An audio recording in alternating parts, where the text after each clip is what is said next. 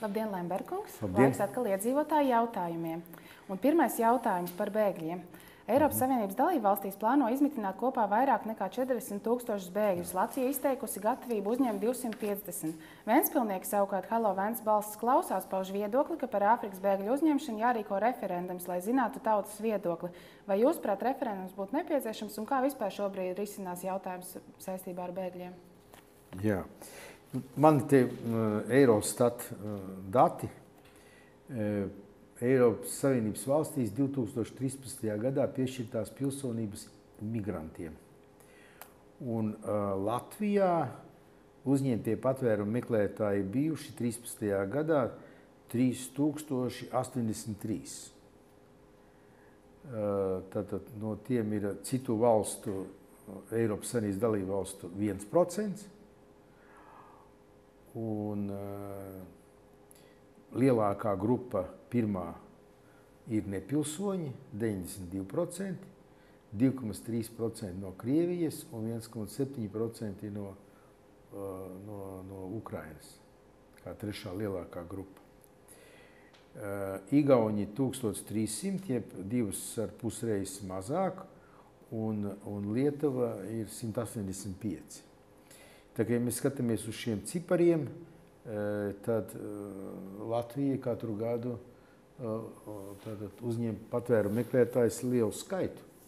Un runājot par šiem 250, tie, protams, nerada kaut kādu tur īpašu lielāku skaitu, bet tikai no 3 vairāk tūkstošiem tas ir tik mazāk par 10% būtu. Bet man liekas, te jautājums ir mazliet savādāks. Redzat, Rietuma Eiropa un kopā ar ASV aktīvi darbojās, lai sagrautu tos režīmus, kādi bija Tunisā, Lībijā, Sīrijā, Irākā. Un šīs ir valstis, no kuras arī visvairāk ģenerē šos bēgļus. Un es tagad nerunāju, vai tur bija demokrātiski režīmi vai nedemokrātiski režīmi, bet tie bija stabili un turienes tie, kas muka, tie bija izņēmums. Tā nebija sistēma. Šobrīd no šī reģiona grib aizbraukt 9 miljoni. Tāpēc, ka tur valda pilsoņu karš un tur nav droši dzīvot. Un vajag šajā gadījumā varbūt ne tik daudz uztraukties, ka tur Latvijā ieradīsies 250 bēgļi, bet vajag uztraukties, ka nepārdomātas politikas rezultātā Rietuma un ASV 9 miljoni vēlas pamest savas mājas un doties meklēt laimi uz Rietumu Eiropu. No ASV viņi aizpeldēt nevar. Un tad tas ir cēloņu seku sakrība, skatīties. Tas man galvenais uztrauc. Bez tam mani savā ziņā mierina tas, ka ja pat viņi tiks uzņemti, tad Latvija pēc savas bagātības, pēc sociālās nodrošināšanas sistēmas ir daudz atpaliek no tādām valstīm kā kaut vai Zviedrija vai tur Vācija, un ka šie Āfrikas iebraucēji vai tuvu austrumu iebraucēji, viņi pamatīs Latviju un aizbrauks, kur ir tā teikt sviestmaide biezāka un vēl 10 pa virsmu. Tāpēc, protams, un premjerministre, ko viņa likt uz altāra, vienā pusē ir 250 šie bēgļi, otrā pusē ir atbalsts, ko sniedz Eiropas Savienība fondu veidā, tur 4 miljardi, tur līdz 20. gadam. Es domāju, ka viņa straujumai tur nebija liela manevra iespēja, ka viņi varētu stāvēt un krist un būt kaut kāds vienīgais izņēmums, kas neuzņem, ka tam varētu būt kādreiz, kad jautājums izšķirties jautājums pa labu vai pa sliktu Latvijai, kādu var atcerēties. Jā. Tā kā, es domāju, ka galvenais ir skatīties, kur ir cēloņi un pēc tam runāt par sekām. Nevis kā tagad par sekām runā, par cēloņiem faktiski neviens nerunā. Tad Pēters portālā vaicā, kā jūs skatāties uz to, ka pārtikai varētu samazināt PVN likmi, kā to rosina zemkopības ministrs Dūklaus, vai to būtu reāli panākt? Priekšvēlēšana kampaņā jau tur visi sparīgi solīja, kad vajag samazināt, jā. Bet vienlaicīgi, protams, tam vajadzīgs ir jārēķinās, ka samazināsies nodokļu ieņēmumi valsts budžetā tieši, ne pašvaldība, bet valsts no pievienotā vērtības nodokļa, kas ir lielākā valsts budžeta nodokļu ieņēmuma daļa.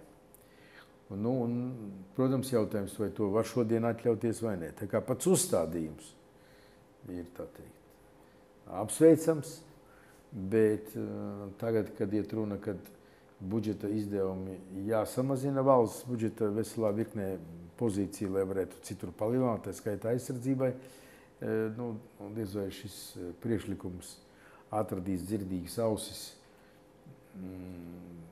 straujumus un finansu ministra Reira personā.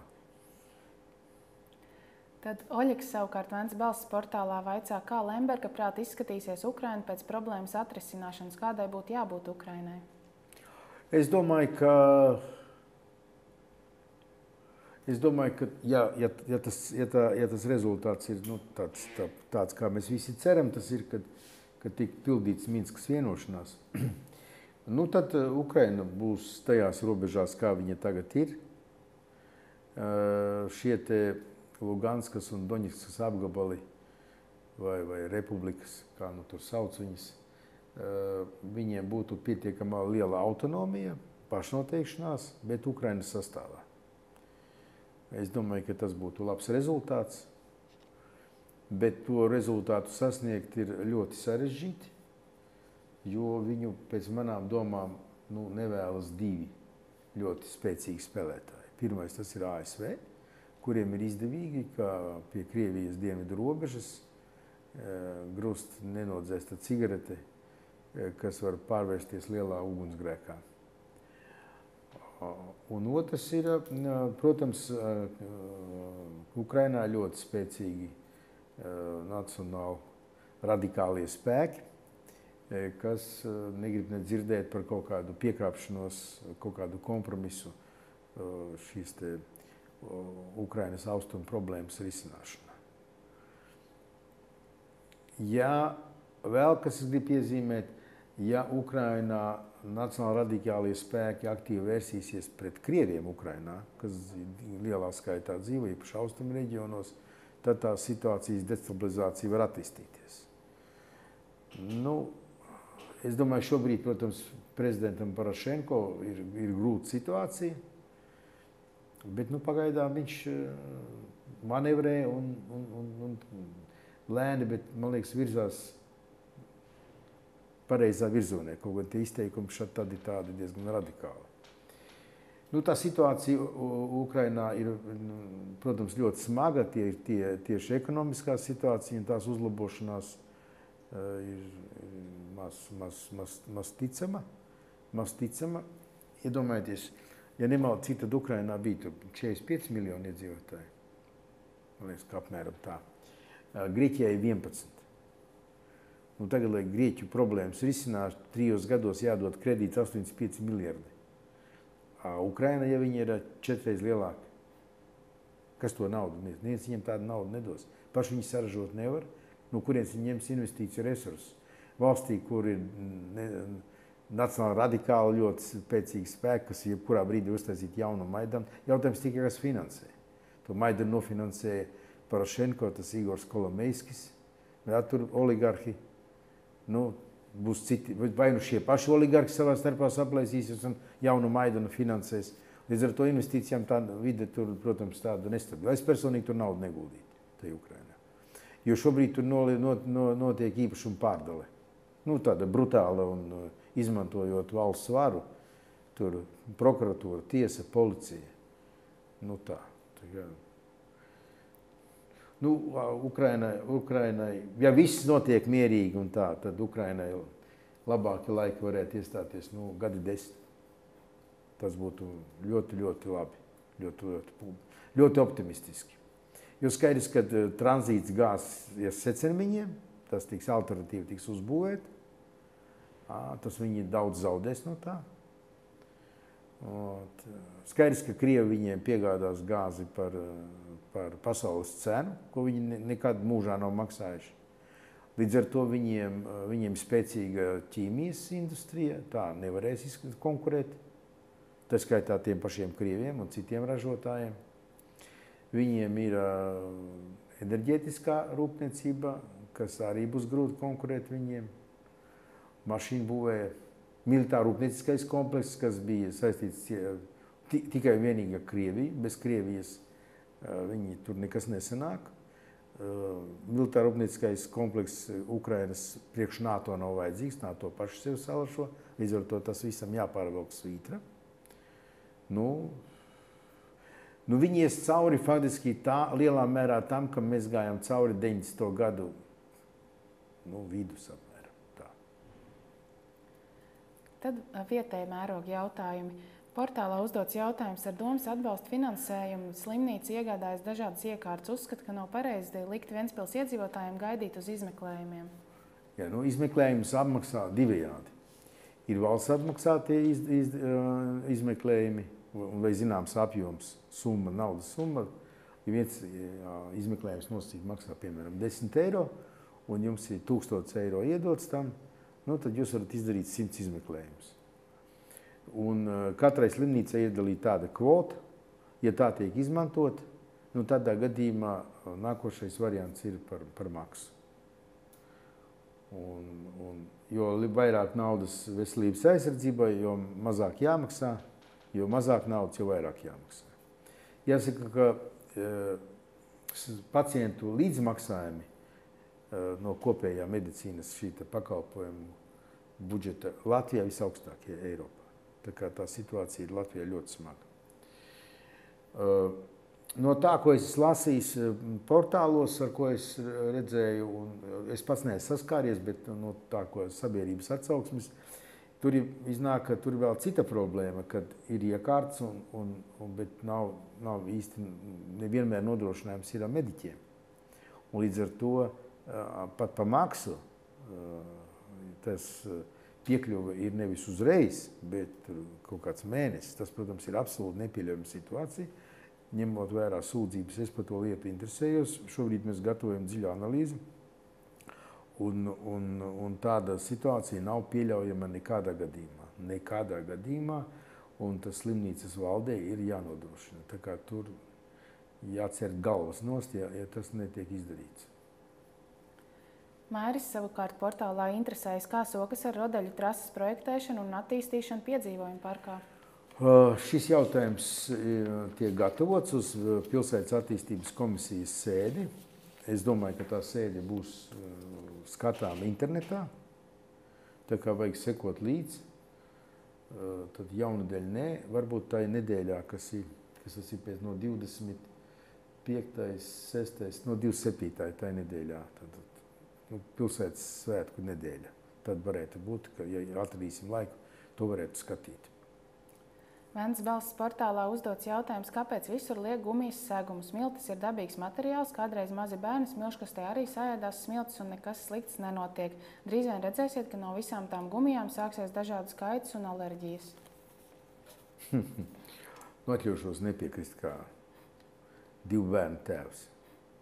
Es nekad neesmu priecājies, ja bērni mani ēda tur smiltis pirmkārt. Ja? Tas nekas, tā nav pārtiks produkts, kas būtu jālieto bērniem uzturā.